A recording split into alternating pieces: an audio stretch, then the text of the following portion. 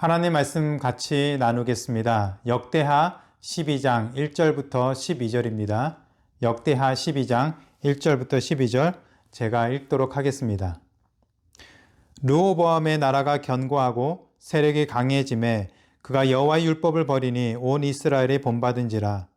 그들이 여호와께 범죄하였으므로 르호보암 왕 제5년에 애굽 왕 시삭이 예루살렘을 치러 올라오니 그에게 병거가 1200대요 마병이 6만 명이요 애굽에서 그와 함께 온 백성 곧 리비아와 숫과 구스 사람이 헤아릴 수 없이 많더라. 시삭이 유다의 견고한 성읍들을 빼앗고 예루살렘에 이르니 그때 유다 방백들이 시삭의 일로 예루살렘에 모였는지라. 선지자 스마야가 르호보암과 방백들에게 나와 이르되 여호와께서 이같이 말씀하시기를 너희가 나를 버렸으므로 나도 너희를 버려 시삭의 손에 넘겼노라 하셨다 한지라. 이에 이스라엘 방백들과 왕이 스스로 겸비하여 이르되 여호와는 의로우시다 하며 여호와께서 그들이 스스로 겸비함을 보신지라. 여호와의 말씀이 스마야에게 임하여 이르시되 그들이 스스로 겸비하였으니 내가 멸하지 아니하고 저희를 조금 구원하여 나의 노를 시삭의 손을 통하여 예루살렘에 쏟지 아니하리라.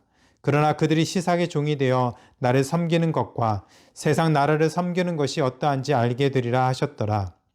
애굽 왕 시삭이 올라와서 예루살렘을 치고 여호와의 전 보물과 왕궁의 보물을 모두 빼앗고 솔로몬이 만든 금 방패도 빼앗은지라. 르호보암 왕이 그 대신에 노스로 방패를 만들어 국문을 지키는 경호 책임자들의 손에 맡김에 왕이 여호와의 전에 들어갈 때마다 경호하는 자가 그 방패를 들고 갔다가 경호실로 도로 가져왔더라. 르호보암이 스스로 겸비하였고 유다에 선한 일도 있으므로 여호와께서 노를 돌이키사 다 멸하지 아니하셨더라. 아멘. 피츠버그에 있는 카네기 공과대학에서 직장과 가정 그리고 사회생활에 실패한 10,000명의 사람들을 대상으로 그들의 실패 연구에 대해서 설문조사를 했습니다. 그 결과 전문 기술이나 지식이 결여되어서 실패한 사람은 약 15% 정도이고 85%가 인간관계에 실패한 것으로 나타났습니다.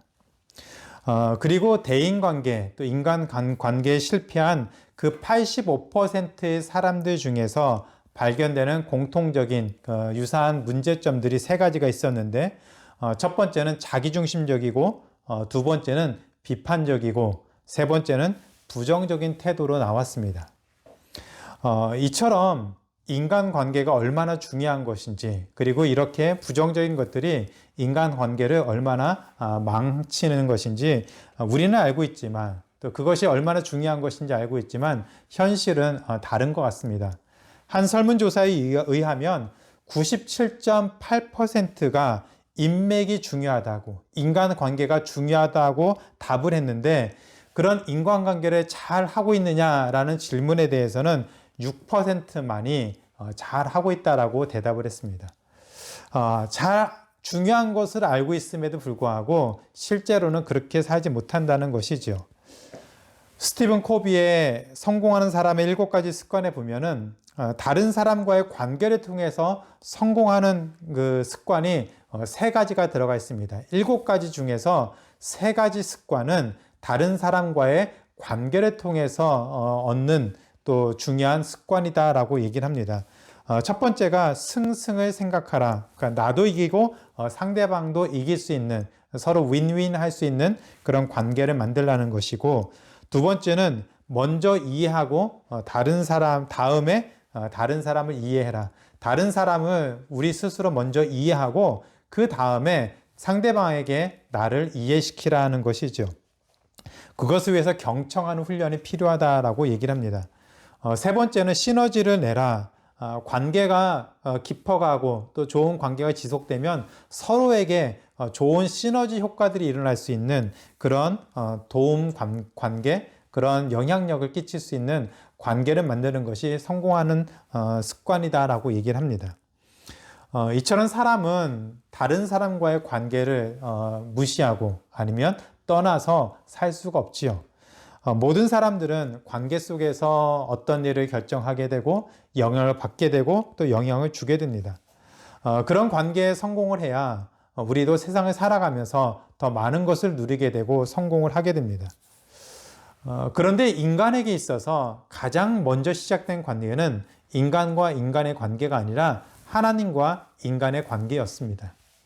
하나님이 세상을 창조하시고 또 인간을 창조하셨는데 창세기 2장에 보면은 하나님이 아담을 창조하시고 하나님과 아담과의 그 관계가 친밀하게 형성되어 있음을 먼저 보여주고 있습니다. 그 뒤에 하나님이 아담을 통해서 하와를 창조하시고 또 아담과 하와가 관계를 하면서 또 인간의 관계들이 그 이후로 계속해서 생겨나게 되었죠.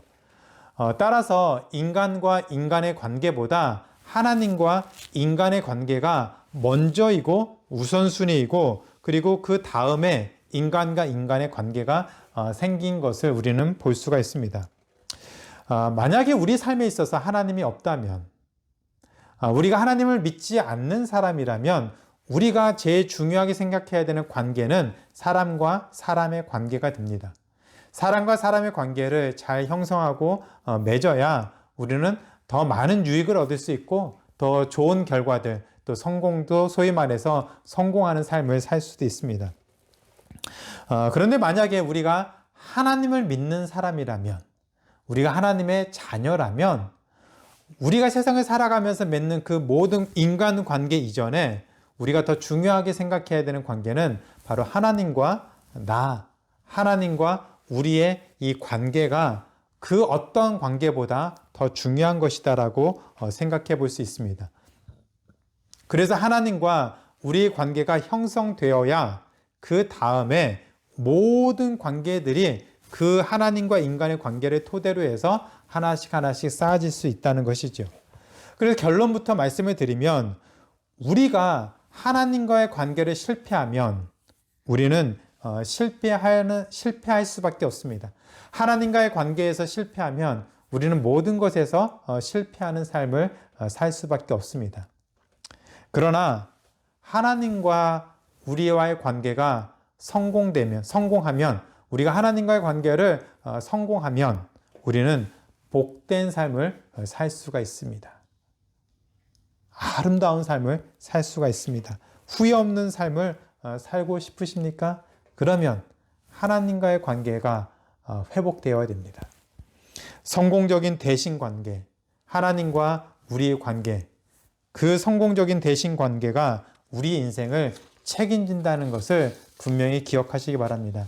그래서 어떻게 하면 성공적인 대신 관계를 통해서 하나님과 우리의 관계를 통해서 우리가 성공적인 삶을 살 수 있는지 세 가지 점에서 함께 살펴보겠습니다. 첫 번째로 성공적인 대신 관계는 말씀에 순종하는 것으로 시작합니다. 하나님과 관계에 성공하려면 우리는 하나님의 말씀에 순종하며 살아야 합니다.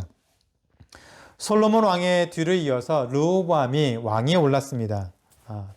그러나 솔로몬의 범죄로 인해서 이 이스라엘은 북이스라엘과 남유다로 나뉘어지게 되었습니다. 북이스라엘은 여로보암이 10개 지파를 이끌고 북이스라엘을 또 세워서 독립을 했고 남유다는 유다 지파와 베냐민 지파를 중심으로 해서 르호보암이 다스렸습니다. 아무래도 한 나라였던 그 이스라엘이 둘로 쪼개지고 그리고 많은 지파들이 북이스라엘에 속해 있고 두 지파만 유다와 베냐민 지파만 남유다에 속해 있기 때문에 초기에 굉장히 큰 어려움이 있었겠지요. 세력도 작았고 땅덩어리도 작고 힘도 약하고 왕권도 막 세워지는 그 시점에 나라가 분열이 되었으니 아마 여러 가지로 어려운 상황에 처했을 것 같습니다. 역대하 11장 13절에 보면 이렇게 르호보암이 여러 가지 어려운 상황에 처했을 때에 북이스라엘의 나라에 속해 있던 그 이스라엘의 제사장들과 레위 사람들이 남유다로 예루살렘으로 다 모여들었다라고 얘기를 합니다.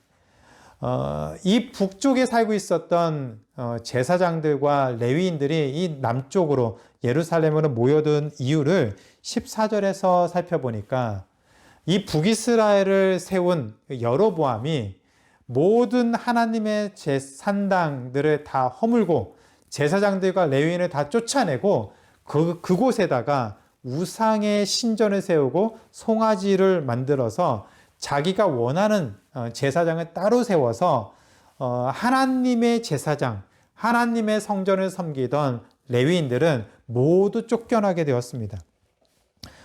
그로 인해서 이 제사장들과 레위인들과 또 그들을 따라서 믿음의 선택을 하는 소수의 사람들이 북이스라엘에서 남유다로 내려오게 되었습니다. 사실 100만 대군이 내려온 거면은 르호보암에게도 굉장히 큰 힘이 되고 좋을 텐데 제사장들과 이 레위인이 내려온다고 뭐가 달라질 것이 있을까요? 그런데 북이스라엘의 제사장들과 레위인들이 이 르호보암에게 온 것이 소위 말해서 신의 한 수가 되었습니다. 북이스라엘의 제사장들과 레위인들이 이 예루살렘으로 모여 내려오고 남쪽에 있었던 제사장들과 레위인까지 모두가 다 함께 예루살렘에 모이게 되었습니다.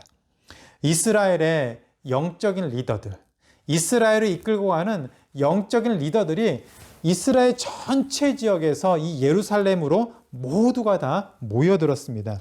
그리고 이들이 이스라엘을 이끄는 영적인 리더들이 3년 동안 르호보암으로 하여금 다윗과 솔로몬의 길로 갈 수 있도록 옆에서 도왔다라고 얘기를 하고 있습니다. 다윗과 솔로몬의 길이라고 하는 것은 하나님을 왕으로 인정하고 하나님이 주신 말씀을 꽉 붙잡고 순종하며 그 말씀대로 살아가는 그런 삶을 얘기하고 있죠. 그래서 이 영적 리더들이 르호보암 왕을 둘러싸서 이 왕이 다윗과 솔로몬처럼 하나님을 왕으로 섬기고 하나님의 말씀을 꽉 붙잡고 순종하며 살 수 있도록 모든 힘을 모으고 그렇게 노력을 쏟으며 하나님 말씀에 살 수 있도록 지원했다라고 얘기를 합니다. 그 결과가 이 이스라엘의 영적인 지도자들이 한 마음으로 이렇게 했더니 그 결과가 오늘 우리가 읽은 말씀 12장 1절 초반부에 있습니다. 르호보암의 나라가 견고하고 세력이 강해졌습니다. 르호보암의 나라가 초라했던 그 나라가 혼란스러웠던 그 나라가 연약했던 그 나라가 작은 나라가 견고하게 서가고 세력이 강해졌다라고 얘기를 하고 있습니다. 나라가 쪼개지고 뭔가 혼란스러운 일이 생기면 군사력을 키우거나 아니면 많은 좋은 무기들을 사들여서 국력을 또 크게 만드는 것이 어쩌면 더 중요할 거라고 생각할 수도 있습니다. 그런데 르호보암의 나라가 강하게 된 것은 그런 이유 때문이 아니었습니다. 제사장들을 중심으로 영적인 리더들을 따라서 영적인 리더들이 가르쳐주는 대로 말씀을 붙잡고 순종하며 하나님의 자녀로서 이 나라를 다스렸더니 르호보암 왕의 나라가 견고하게 됐다라고 얘기를 합니다. 강해졌습니다. 그들로 인해서 르호보암이 이 유다를 어떤 방향으로 이끌어가야 될지 분명히 알게 되었다는 것이지요. 하나님과의 관계가 회복되고 하나님과 더 깊은 관계로 나아가는 것은 결국 말씀에 순종하는 것에 달려 있습니다. 하나님의 말씀에 순종하는 것이 바로 하나님과의 관계 회복에 달려 있다는 것이죠. 이 일을 위해서 하나님은 영적인 리더들을 세워주셨습니다. 르호보암 왕이 영적 리더들의 가르침에 따라 순종할 때 쓰러져 가던 남유다는 더 견고하게 강하게 그 나라가 세워졌다라고 얘기를 하고 있습니다. 제가 어렸을 때 가정에 어려운 일이 생기고 또 어떤 문제가 생기면 부모님이 목사님을 모시고 함께 예배를 드렸던 기억이 있습니다. 목사님이 오셔서 함께 예배를 인도하시면서 말씀을 나누고 돌아가시면 저희가 그 말씀 붙잡고서 기도하면서 또 하나님이 이 상황을 어떻게 바꿔주실까 또 기대하고 기도했었던 그런 기억이 있습니다. 힘들고 어려울 때 함께 기도해주고 또 믿음의 길을 걷도록 말씀을 나눠주던 그런 영적인 리더들 때문에 저와 여러분이 이렇게 함께 하나님을 예배하는 자리에 지금도 있는 것이겠죠. 사도 바울은 갈라디아서 6장 6절에서 가르침을 받는 자는 말씀을 가르치는 자와 모든 좋은 것을 함께 하라고 했습니다. 왜 좋은 것을 함께 하라고 하셨습니까? 목사니까, 장로니까, 선생님이니까 좋은 것을 함께 하라는 말이 아닙니다. 이분들이 가장 복된 하나님의 말씀을 나눠주는, 가르쳐주는, 그래서 우리로 하여금 하나님과 더 깊은 교제, 하나님과 더 깊은 관계를 맺을 수 있도록 이끌어주고 가르쳐주고 권면하는 그런 분들이기 때문에, 우리가 그렇게 살 수 있도록 힘을 쏟는 분들이기 때문에 감사하는 마음을 가져야 한다는 말이겠죠. 하나님의 말씀을 모르면, 하나님의 말씀이 없으면, 우리가 하나님의 말씀을 배우지 아니하면 우리는 절대로 하나님과 온전한 관계로 설 수가 없습니다. 하나님의 말씀을 배워야 어떻게 살아가는지, 우리가 어떻게 살아야 하는지, 또 어떻게 해야 하나님과 더 깊은 관계를 맺는지 비로소 우리가 알 수 있는 것이겠죠. 영적 리더들이 계속 권면하면서 말씀대로 살 수 있도록 이끌어주고 그 길을 따라가야 우리는 하나님의 말씀에 순종하고 하나님과 깊은 관계를 맺을 수가 있습니다. 제가 30살에 목사 안수를 받고 부목사로 사역할 때였습니다. 구역 모임에 가서 모임을 인도하고 잠시 다과를 나누는데 그 집의 집사님이 그 과일 접시를 이렇게 꺼내 오셔서 저희들이 앉은 자리에 가운데 이렇게 놨습니다. 그러더니 다시 부엌에 가시더니 작은 상에다가 홍시를 몇 개 이렇게 얹어 오시면서 이것은 목사님 드실 거라고 하면서 제 앞에 딱 놓으시더라고요. 제가 이제 갑자기 당황스러워서 괜찮습니다. 같이 나눠 먹으면 됩니다. 라고 했더니 그분이 극구 안 된다고 하시면서 이거는 꼭 목사님이 드셔야 됩니다. 라고 그렇게 얘기를 하시더라고요. 그 자리가 참 불편했습니다. 제가 뭐 왕도 아니고 뭐 아주 권위적인 사람도 아니고 뭐 그런 연세가 있는 그런 분도 아닌데 자식 보이 되는 그 젊은 목사에게 또 이렇게까지 하니까 좀 제가 오히려 더 불편한 그런 마음이 들었습니다. 시간이 지나고 그분이 젊은 목사에게 그렇게 정성껏 대접을 한 이유가 목사를 대접하기 위한 것이 아니라 그분은 그 목사를 통해서 아니면 영적 리더를 통해서 하나님의 말씀을 배우는 것, 가장 소중한 하나님의 말씀을 배운다는 것에 감사한 마음 때문에 이렇게 대접한다는 것을 알게 되었습니다. 그래서 바울의 권면처럼 하나님의 말씀을 가르쳐주는 자와 함께 좋은 것을 나누고 싶었던 것이겠죠. 부모도 마찬가지라고 생각합니다. 우리를 낳아주시고 길러주신 부모님, 그 은혜가 참 크지요. 그런데 그리스도인에게는 그 부모님에게 더 감사해야 되는, 더 소중히 여겨야 되는 이유가 한 가지 있습니다. 우리에게 믿음의 길을 갈 수 있도록 어렸을 때부터 하나님의 말씀을 가르쳐 주시고 우리로 하여금 믿음의 길을 갈 수 있도록 옆에서 계속 지도해주고 기도해주고 우리가 잠깐이라도 잘못된 길로 가면 그것을 가슴 아파하며 기도해주는, 눈물로 기도해주는 그 부모님이 계셨기에 우리가 믿음의 길을 갈 수 있게 된다면 또 그렇게 살아왔기 때문에 우리는 부모님에게 감사하는 마음을 가져야 되는 것입니다. 하나님과 관계가 바로 설 수 있도록 이렇게 말씀을 가르쳐 주시니 감사하는 마음을 가져야 하지요. 하나님의 말씀을 바로 알아야 하나님과 우리의 관계가 바로 설 수가 있고 또 더 깊은 관계로 나아갈 수가 있습니다. 그렇게 되어야 우리가 살 수 있습니다. 하나님과 관계가 더 깊은 관계로 나아가야 비로소 우리가 살 수 있습니다. 말씀을 나누는 자는 그래서 더 열심을 내어서 말씀을 꽉 붙잡고 살 수 있도록 말씀을 담대하게 강하게 또 전해야 되는 것이고, 말씀을 배우는 자는 더 열심히 말씀을 붙잡고 말씀을 배우고 그 말씀을 통해서 하나님과 더 깊은 교제, 더 깊은 만남을 가질 수 있도록 나아가서 풍성한 삶의 열매를 맺을 수 있는 우리 모두가 되기를, 그래서 견고하고 강하고 능력 있게 살 수 있는 우리 모두가 되기를 주님의 이름으로 축원합니다. 두 번째로 실패한 대신 관계, 또 하나님과 관계를 실패하면 나와 이웃을 망칠 수가 있습니다. 나와 이웃을 망하게 합니다. 영적 리더의 그 가르침을 따라서 승승장구하던 르호보암 왕은 그로 인해서 나라가 견고하게 세워지고 강하게 되면서 그 마음에 자신감이 생겼던 것 같습니다.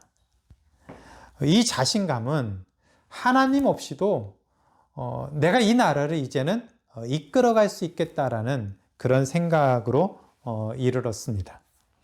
그래서 12장 1절 중간에 보면 르호보암 왕이 하나님의 율법, 말씀을 버렸다라고 얘기를 하고 있습니다. 12장 5절에 보니까 하나님의 율법을 버린 것에 대해서 하나님은 나를 버린 것이다. 나를 버린 것이다 라고 생각하시고 말씀하셨습니다. 더 이상 하나님을 찾지도 않고 하나님의 말씀에 순종하지도 않았지요. 그러면서 하나님을 버렸습니다. 아마도 나라가 이 정도로 강하게 되니까 자신의 능력과 힘으로 유다를 통치할 수 있다라고 생각하고 더 이상 하나님의 도움 없이 하나님의 은혜를 구하지 않아도 이 나라를 이제는 자기가 컨트롤할 수 있다라고 생각했던 것 같습니다. 솔로몬의 아들이었던 르호보암은 어려서부터 왕자로 왕이 될 수업을 충실히 받았지요. 나라가 어떻게 돌아가는지 많은 경험 또 많은 지식을 가지고 있었습니다. 그리고 르호보암이 왕위에 오를 때 41살, 41살이었으니 아마 지식과 경험과 또 많은 것에 대한 통찰력 또한 상당히 있었을 것이라고 생각을 합니다. 그러나 갑작스럽게 나라가 쪼개지고 혼란스러울 때 정신을 차리지 못하고 정말로 어떻게 해야 될지 모르는 그 시간에 3년이라는 시간 동안 영적인 리더들에 의해서 그 도움으로 나라가 견고하게 세워지자 그만큼 마음속에 있었던 교만한 마음들이 더 위로 올라왔던 것 같습니다. 어쩌면 이런 모습들은 르호보암만의 문제가 아닌 거라고 생각을 합니다. 사람은 끊임없이 자신을 드러내고 싶고 자신의 능력을 인정받고 싶어 합니다. 어렵고 힘들 때 이런 마음들이 저 밑바닥에 가라앉아 있다가 상황이 되면 또 기회가 되면 자신의 그 밑바닥에 있었던 그 교만한 마음, 자신의 능력을 자랑하고 싶은 그 마음을 이제는 끄집어내는 것이죠. 그래서 나도 이제는 그 정도는 할 수 있다라는 생각을 하고 또 그것을 입 밖에 내고 다른 사람에게 자랑하고 싶어집니다. 신명기 8장 11절부터 14절에 보면 이러한 우리들의 모습을 하나님이 이스라엘 백성에게 먼저 경고를 하셨습니다. 내가 오늘 내게 명하는 여호와의 명령과 법도와 규례를 지키지 아니하고 내 하나님 여호와를 잊어버리지 않도록 삼갈지어다. 가나안 땅에 들어가면 하나님의 명령과 법도와 규례를 지키지 아니하고 하나님 여호와를 잊어버릴까 그렇게 되지 않도록 삼가라, 조심해라 라고 얘기합니다. 그러면서 뭐라고 얘기하시냐면 내가 먹어서 배부르고 아름다운 집을 짓고 거주하게 되며 또 내 소와 양이 번성하며 내 은금이 증식되며 내 소유가 다 풍부하게 될 때에 너의 마음이 교만하여 내 하나님 여호와를 잊어버릴까 염려하노라. 힘들고 어려운 일이 끊임없이 생기고 또 아무리 노력해도 일이 풀리지 않으면 그때 교만한 사람은 없지요. 교만할 수가 없습니다. 계획한 일이 틀어지고 아무리 노력을 해도 참 원하는 결과가 생기지 않을 때 그런 상황에서 자신을 막 드러내고 능력 있다라고 얘기하고 교만해지는 사람은 없습니다. 대부분은 풀이 죽고 절망하고 코가 쑥 빠지고 어떻게 해야 될지 모르는 그 불안한 가운데 살게 되죠. 마음이 힘들고 두렵기 때문에 그때는 지푸라기라도 잡는 심정으로 우리는 하나님을 찾게 되고 하나님 말씀을 보게 되고 하나님을 의지하게 되고 하나님과 더 깊은 교제의 시간을 갖기를 소원하게 됩니다. 하나님 말씀도 들으려고 하고 순종하려고 애도 쓰죠. 그런데 그 어려운 시기가 지나고 조금 살만하면 우리 안에 있었던 그 본래 우리의 모습, 저 깊은 바닥에 꼭 숨겨놨던 우리의 본래 모습들이 하나씩 하나씩 드러나기 시작합니다. 이 정도 살만하면, 이 정도 살만하면 그런 것들은 다 내가 수고한 것이다 라고 얘기를 하기 시작하죠. 내가 능력이 있고, 내가 노력했고, 내가 열심을 내었고, 내가 잘 대처했고, 내가 지식이 있었고, 내가 경험이 있었고, 내가 인맥을 사용해서 이 자리에까지 이르렀다라고 얘기를 하게 되죠. 그러면서 우리는 하나님을 더 이상 찾지 않게 됩니다. 이만하면, 이 정도 누리고 있으면 이제는 하나님 없이도 이 정도는 우리의 힘과 능력과 경험과 지식으로 충분히 이끌어갈 수 있다라고 생각하게 됩니다. 르호보암이 그렇게 되었습니다. 그래서 하나님을 버리자, 하나님의 말씀을 버리고 하나님의 말씀에 순종하지 않고 하나님을 버리자 연쇄 현상이 일어났습니다. 연쇄 반응이 일어났습니다. 왕이 하나님의 말씀을 버리자 12장 1절 후반부에 이스라엘이 본받았다라고 합니다. 이스라엘 백성들도 하나님을 버렸습니다. 왕이 하나님을 버리고 자신의 능력대로 살려고 애를 쓰자 백성들도 똑같이 그 길을 따라갔다라고 얘기를 합니다. 누구의 책임일까요? 백성들이 하나님을 버리며 하나님의 말씀에 순종하지 않으며 살았다면 누구의 책임일까요? 르호보암 왕의 책임이고 리더의 책임이죠. 리더가 무너지면 공동체가 무너집니다. 리더가 하나님과의 관계를 실패하면 공동체도 실패합니다. 야고보서 3장 1절에 그래서 야고보 사도가 그 리더에 대해서 이런 경고를 합니다. 형제들아, 너희는 선생된 우리가 더 큰 심판을 받을 줄 알고 선생이 많이 되지 말라. 이 말이 무슨 뜻입니까? 가르치는 자가 잘못된 것을 가르치면 수많은 사람들이 잘못된 길을 빠지고 그로 인해서 멸망의 길로 간다면 하나님이 그 잘못, 그 멸망의 길로 간 그 사람들에 대한 책임을 가르치는 사람에게서 찾으시겠다는 말이죠. 얼마나 두려운 얘기입니까? 리더의 위치가 얼마나 무겁고 얼마나 중요한 것인지 알아야 됩니다. 교회 성도들은 흔히 목회자를 닮는다라고 말을 합니다. 참 재미있는 것은 목사님의 설교를 들으면 그 교인들이 어떻게 말씀을 듣고 어떻게 말씀을 이해하고 어떻게 말씀을 해석하는지 금방 알 수 있습니다. 목사님이 보는 만큼, 목사님이 이해하는 만큼 성도들도 보고 이해합니다. 목사님이 하나님과 관계가 어느 정도 형성된 만큼 교인들도 그렇게 하나님과 관계를 맺습니다. 목사님이 실패하면 교인들도 실패합니다. 리더가 실패하면 공동체도 실패합니다. 자식은 부모를 닮는다는 것처럼 부모가 어쩌면 우리 자녀들에게 가장 많은 시간을 보내고 가장 많이 드러나는 그리스도인이죠. 가장 많이 보게 되는 그리스도인입니다. 롤 모델이 될 수도 있고 그 반대가 될 수도 있습니다. 그리스도인은 제가 확신하기는 그리스도인은 모두 리더입니다. 하나님은 모든 그리스도인들을 세상에 보내셔서 그들로 하여금 복음을 전하며 하나님의 영광됨을 드러내며 살라고 하셨습니다. 그 말은 리더로서 영향력을 끼치며 살라는 말이죠. 가는 곳마다 있는 곳에서 일하는 곳에서 사람들을 만나는 그곳에서 영향력을 미치며 살도록 하셨습니다. 우리를 이 땅에 보내셨습니다. 그런데 우리의 모습을 보면서 세상 사람들이 실망한 사람도 있을 것이고 우리를 보면서 위로를 받는 사람도 있을 것이고 회복하는 사람도 있을 것이고 하나님 앞에 나오는 사람도 있을 것입니다. 만약에 우리가 하나님과 관계에 실패하면 그 실패한 모습 때문에 우리 주변에 있는 사람들이 상처를 받고 실족하게 되고 어려운 상황에 처할 수 있습니다.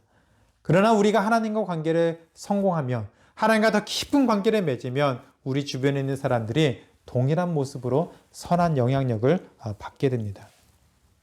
세상은 교회를 주목하죠. 세상은 그리스도인들에게 관심이 많습니다. 우리가 하는 말과 행동과 사는 모습들, 세상은 그것을 계속 지켜봅니다.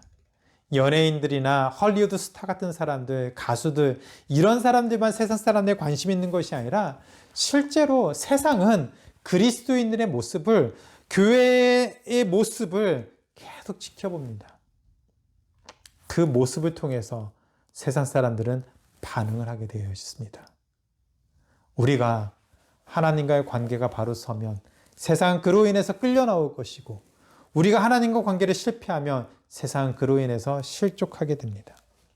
부정적인 영향을 미치는 사람이 아니라 우리로 인해서 누군가를 실족하게 만들고 상처 주고 하나님과 관계를 끊어버리게 만드는 것이 아니라, 우리가 하나님과 관계가 바로 서서 하나님과 관계를 회복해서 우리의 삶을 통해서 긍정적인 영향을 끼치고 복음의 능력이 나타날 수 있는, 그래서 세상으로 하여금 하나님께 나올 수 있는 그 일에 쓰임받는 우리 모두가 되기를 주님의 이름으로 축원합니다. 세 번째로, 하나님이 성공적인 대신관계, 우리와 하나님의 관계를 이끄시는 보증이 되신다는 것을 기억하시기 바랍니다. 포기하지 아니하시는 하나님의 부르심에 우리는 반응하며 살아야 합니다. 르호보암 왕이 교만해지고 하나님을 버리자 하나님은 애굽 왕을 통해서 이 르호보암 남유다에게 큰 고통을 주셨습니다. 12장 2절 이하에 보면 애굽 왕 시삭이 수많은 군대를 거느리고 유다의 곳곳의 성읍들을 다 무너뜨리고, 그리고 예루살렘을 향해서 진격을 하고 있었습니다. 소위 말해서 풍전등화, 거센 바람 앞에 갸늘픈 촛불 하나, 언제 꺼질지 모르는 그런 위급한 상황이 되었습니다. 그럴 때 하나님께서 12장 5절에 보니까 선지자 스마야를 보내서 르호보암 왕에게 이렇게 얘기를 했습니다. 너희가 지금 애굽으로 인해서 이렇게 고통당하는 이유는 딱 하나다. 너가 나를 버렸기 때문이다. 너가 나를 버려서 애굽 왕을 통해서 이 큰 고통을 주었다라고 얘기를 하셨습니다. 우연히 일어난 것이 아니었죠. 애굽 왕의 어떤 욕심 때문에 일어난 것이 아니었습니다. 그 근본적인 이유는, 그 밑바닥에 있는 본질적인 이유는 르호보암이 하나님을 버렸기 때문에 하나님이 그를 돌이키시게 하기 위해서, 하나님께로 다시 나오도록 하기 위해서 하나님이 이 고통을, 이 고난의 시간을 허락하시고 애굽과 전쟁을 일으키셨다라고 말씀을 하고 있습니다. 스마야 선지자의 그 경고에 르호보암 왕이 정신을 차렸습니다. 자신의 모습을 깨닫게 되었죠. 자기의 자리를 알게 되었습니다. 전에 나라가 강해졌던 그 이유가 자신의 능력, 자신의 경험, 자신의 지식, 그것 때문이 아니라는 것을 철저하게 깨닫게 되었습니다.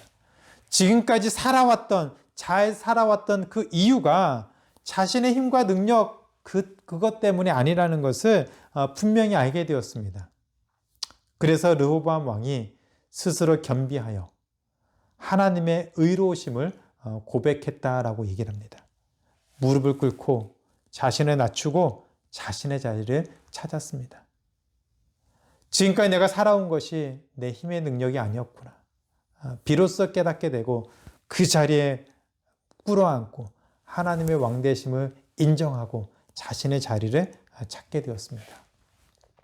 그러자 르호보암 왕이 스스로 겸비하고 하나님의 의로우심을 고백하자, 그러자 하나님이 노를 돌이키시고 분노를, 심판을 돌이키시고 완전히 멸망당할 뻔한 남유다를 살려주셨습니다. 역대기 기자는 12장 13, 12절에서 다시 한번 르호보암이 스스로 겸비하여서 하나님의 그 노를 돌이켜서 완전히 멸망당하지 않게 하셨다라고 강조를 하고 있습니다. 르호보암이 하나님을 버리자 하나님이 애굽을 통해서 르호보암을 공경에 빠뜨리셨는데 르호보암이 스스로 겸비하자 그 노를 돌이키시고 멸망에서 구원해 주신 것을 보면 여러분 어떤 생각이 드십니까? 하나님의 마음이 무엇이라고 생각하십니까? 하나님이 왜 이렇게까지 하실까요? 한 가지 분명한 것은 르호보암과 그를 따르는 하나님의 백성들이 고통을 당하게 하는 것, 그들이 절망 가운데 사는 것, 그렇게 만드는 것이 하나님의 목적과 의도는 아닌 것 같습니다. 잘못했으니까 나를 버렸어? 한번 맛 좀 봐라고 하는 그 마음으로 이스라엘 백성들을, 남유다 백성들을 괴롭히고 힘들고 절망 가운데 만드는 것, 그것이 목적이 아니라는 말입니다. 스스로 겸비하여서 하나님을 높이도록 살기 위해서죠. 자기의 자리를 분명히 알고 하나님과 우리의 관계가 온전하게 회복되는 것을 바라기 때문입니다. 그것이 깨어졌을 때, 우리가 하나님을 버리고 하나님으로부터 도망갈 때 하나님은 우리를 다시 그 자리로 불러오기 위해서 그 환경을 만들어주고 그렇게라도 해서 우리를 돌이켜서 우리가 있어야 될 그곳, 하나님과 우리의 관계가 회복된 그곳으로 우리를 이끄신다는 말이죠. 우리가 노력해서 하나님과 관계가 바로 서는 것도 필요하겠지만 우리가 더 깊은 하나님과 관계를 맺도록 하나님 당신이 더 열심을 내어서 이 모든 일을 주도하셔서 일하시겠다고 보여주고 계십니다. 의도를 모르면, 상대방의 의도를 모르면 우리는 잘못된 반응을 하게 됩니다. 헛발질을 하게 되죠. 그런데 상대방의 의도를 알게 되면 그 의도에 정확하게 반응하면 수월하게 문제들이 풀리고 또 의외로 또 좋은 결과를 얻을 수가 있습니다. 언제든지 무슨 일이 있든지 어떤 상황이 있든지 하나님이 우리를 향한 우리에게 갖고 계신, 우리를 위해서 갖고 계신 의도, 어떤 상황이든지 그 상황을 통해서 하나님이 우리에게 품고 있는 그 의도는 한 가지입니다. 우리가 하나님께로 돌아가서 하나님과 더 깊은 관계, 그 관계로 나아가고 그 안에 머물도록 하는 삶이죠. 어떤 상황에서도 하나님의 의도와 하나님의 목적이 우리를 괴롭히는 것은 아닙니다. 우리를 고통 속에 살게 하는 것도 아닙니다. 혹시라도 우리가 살아가는 삶 속에서 어쩌면 지금 고통 가운데 또 좌절 가운데 절망 가운데 살고 계시다면 혹시 우리가 하나님과 관계에서 뭔가 어긋난 삶을 살고 있지는 않은가 다시 한번 돌아보시기 바랍니다. 하나님의 말씀에 순종을 하고 있는지 다시 한번 돌아보시기 바랍니다. 하나님과의 관계가 바로 서지 않고 백날 애써봤자 우리는 헛발질하며 사는 삶밖에 안 됩니다. 하나님의 말씀에 귀 기울이지 않고 열심히 다른 것을 해봐야 백날 그렇게 살아봐야 아무런 도움이 되지 않습니다. 지금도 우리를 부르시는 하나님, 우리와 함께하기를 원하시는 하나님, 그래서 하나님의 말씀에 귀 기울이고 하나님의 말씀에 순종하고 하나님의 영원하게 섬기를 살길 소원하는 그 하나님의 백성들이 하나님의 마음을 깨닫고 하나님께로 한 걸음 한 걸음 나아온다면 하나님이 그 모습을 기뻐하십니다. 그 삶을 우리가 마음에 품고 기도하며 우리에게 주어진 날을 감사하며 나갈 수 있는 우리 모두가 되기를 주님의 이름으로 축원합니다. 이제 말씀 맺겠습니다. 우리를 향한 하나님의 생각이 무엇일까요? 우리를 향한, 나 한 사람을 향한 하나님의 생각이 무엇일까요? 예레미야 선지자는 예레미야 29장 1절에서 이렇게 말씀하십니다. 여호와의 말씀이니라. 너희를 향한 나의 생각은 내가 하나니 평안이요 재앙이 아니니라. 너희에게 미래와 소망을 주는 것이니라. 우리를 향한 하나님의 의도, 생각이 무엇이라고요? 재앙이 아닙니다. 평안이라고 했습니다. 평안을 주는 것입니다. 잘 살게 하는 것입니다. 세상을 넉넉히 살면서 세상을 넉넉히 이길 수 있는 능력 있는 삶을 살도록 하는 것입니다. 소망이 가득한 미래를 꿈꾸며 그 미래를 성취하고 나아가도록 하는 삶을 하나님이 우리에게 우리를 위해서 품고 계시다고 약속하고 있습니다. 그렇게 살기를 원하십니까? 그렇다면 기억하세요. 하나님과의 관계를 바로 세워야 됩니다. 우리의 자리를 분명히 알아야 됩니다. 하나님의 말씀에 순종하시고 하나님의 왕되심을 드러내시고 우리의 자리를 분명히 지키고 하나님이 우리의 삶을 통해서 어떤 일을 행하시는지 기대하시면서 그 일을 위해서 기도하시며 나아가는 우리가 되길 바랍니다.